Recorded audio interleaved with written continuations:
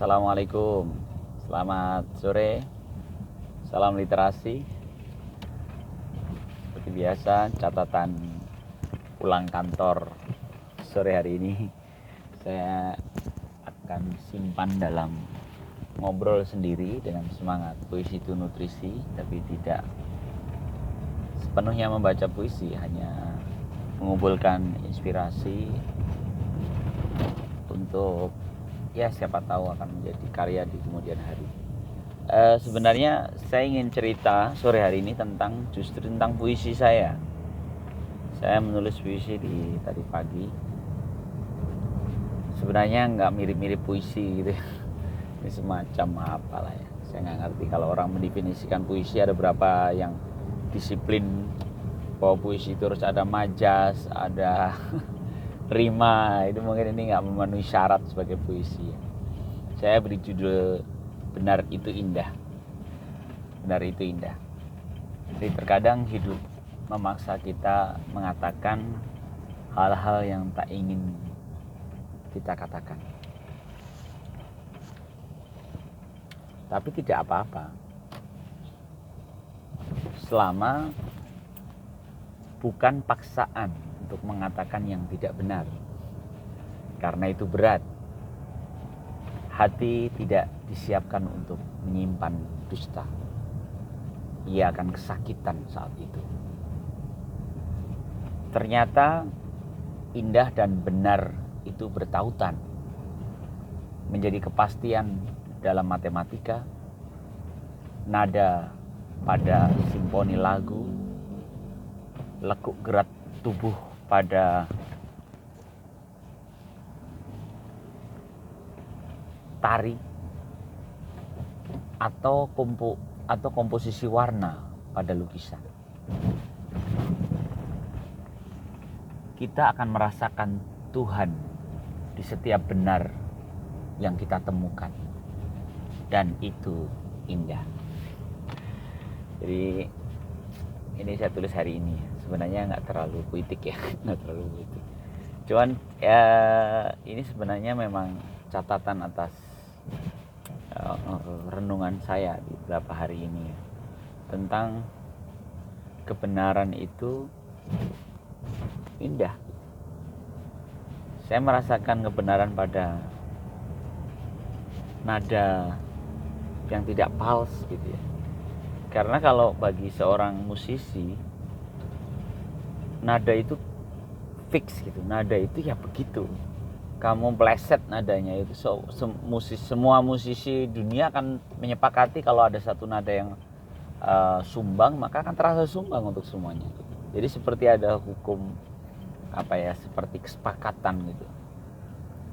Dan menurut saya ini adalah kebenaran, karena siapa yang bisa menggiring perasaan para musisi itu untuk mengatakan ini tuh merdu, ini tuh sumbang gitu. Ya kan? Tentunya Allah ada di situ. Karena itu saya akhiri di puisi saya kan, bahwa kita akan merasakan Tuhan di setiap benar yang kita temukan. Di setiap kata benar yang kita temukan tuh pasti ada Tuhan di situ. Tuhan pula lah yang ada dalam lekuk tari, gerak tari ya. Gerak tari itu ternyata ada falsnya. Itu saya juga belum lama tahu, karena saya nggak terlalu memperdalam seni tari ya. Saya termasuk agak sedikit cemburu gitu sama adik dan kakak saya ya, karena bapak saya ini seorang seniman, seni rupa. Tapi saya perhatikan di setiap anaknya itu pasti ada satu masa diajarkan tari tradisional kepada mereka. Dari kakak sulung ya, nomor 2, terus nomor 3, saya nomor 4 saya kelewat. Kemudian nomor terakhir itu adik saya itu bahkan cukup banyak malah ya, dari tari Jawa. Saya yang kelewat. Saya nggak belajar seni tari, belum pernah belajar seni tari. Dan saya senang sekali ya. Jadi saya senang sekali tari. Bahkan dulu itu saat sekolah dulu itu pernah di pesantren saya itu pernah mengundang penari kecil itu ya, penari cilik, nari Jawa, saya lupa ya, gambyong atau apa ya. Saya nangis Terusnya nggak ngerti makna tarinya itu tari apa, tapi saking senengnya itu ngelihat anak kecil nari dan bagus, menurut saya bagus saya, dan itu saya nangis. Tapi tidak sepenuhnya mengerti aku ya apa itu gerakan yang baik gitu, yang betul gitu, dan gerakan yang sumbang gitu ya, seperti lagu itu sumbang, dan ternyata ada. Jadi setelah saya belajar dan dengar dari teman-teman yang memang profesional di bidang seni gerak gitu, ternyata memang ada gerakan-gerakan yang sumbang, gerakan-gerakan yang benar gitu. Jadi ternyata kebenaran itu dalam karya seni selalu ada, termasuk nanti seni lukis. Bagaimana warna komposisi warna itu warna yang tepat gitu. Selalu ada keindahan dalam nilai-nilai kebenaran. Demikian juga selalu ada nilai kebenaran dalam setiap keindahan. Dan akan semakin terasa pada ilmu, terlebih ilmu matematika. Karena matematika itu ilmu pasti dan itu indah sekali ya. Kebenaran dalam ilmu matematika itu indah sekali, seperti tak terbantahkan gitu. Ya, saya pernah menangis saat seorang Sujiwo Tejo bercakap dengan Sabrang, anaknya M.H. Ainun Najib, yang keduanya adalah seorang matematikawan sekaligus fisikawan kalau si Sabrang, dan mereka berbincang tentang bagaimana mereka menemukan Tuhan dalam angka, dalam matematika, dan itu indah sekali. Dan ternyata memang bahasa kebenaran itu, Tuhan itu ada aksioma-aksioma itu, dan itu terasa. Karena itulah di awal bait puisi tadi saya justru menyampaikan tentang terkadang kita harus mengatakan hal-hal yang tidak ingin kita katakan. Ini biasa dalam dunia komunikasi. Kebetulan saya juga orang di kantor di bidang itu ya. Seringkali kita harus mengatakan hal yang sebenarnya tidak ingin kita katakan. Tapi di garis berikutnya kan tidak apa-apa. Jadi sebenarnya kita mengatakan yang tidak ingin kita katakan itu tidak apa-apa, selama tidak dipaksa untuk mengatakan yang tidak benar. Karena kalau sesuatu yang tidak benar lalu kita dipaksa untuk mengatakannya, pasti berat dalam hati kita. Saya mengungkapkan dengan kata, karena hati tidak diciptakan untuk menyimpan dusta. Jadi hati itu tidak diciptakan untuk menyimpan dusta. Saat kau berdusta pasti hatimu kesakitan. Itu fitrah itu. Dusta dalam apapun. Ya seperti seorang komposer lagu, mungkin dia dengan bisa demikian. Kalau dalam penciptaan lagu itu bisa demikian antusias gitu ketika dia melihat ada rangkaian nada-nada yang pas gitu, dia semangat. Lalu sebaliknya ketika ada nada-nada yang sumbang, dia akan begitu keras gitu, jangan seperti itu, jangan, karena di telinga dia dan terkoneksi di otak dia ada satu bagan kebenaran atas nada yang tidak sumbang itu.